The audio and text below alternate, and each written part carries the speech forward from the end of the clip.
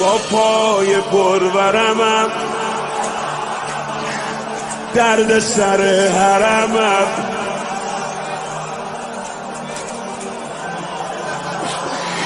اینا دیگه جون ندارم منو بغل کنن بیارن با پای پرورمم بابا درد سر حرمم دیگه حالا خیلی شبیه مادرم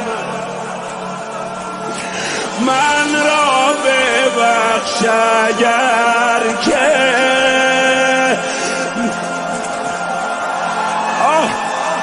لکنت زبان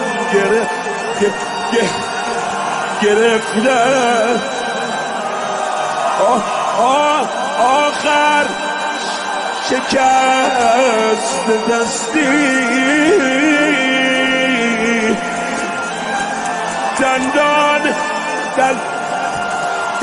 دندان شیریم را آی بابا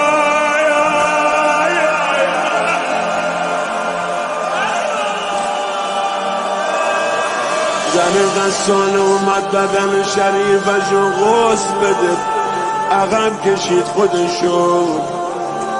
گذاشت بره کجا بری او اول به من بگیری بچه با چه مریضی از دنیا رفته مبادا واگیر داشته باشه این کمودی ها چیه این زخم ها بلاچ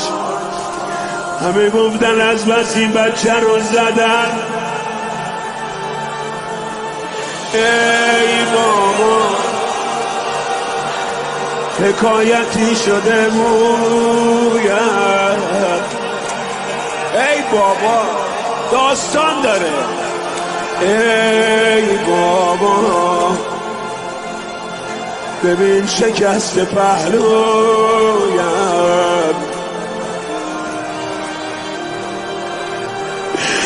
همه اینا حکایت داره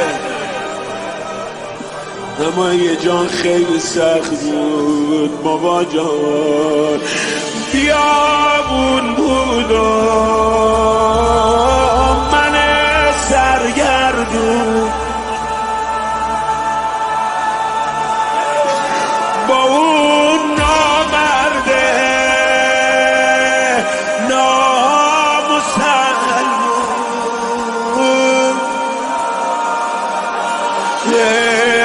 بابا حکایتی داره رویم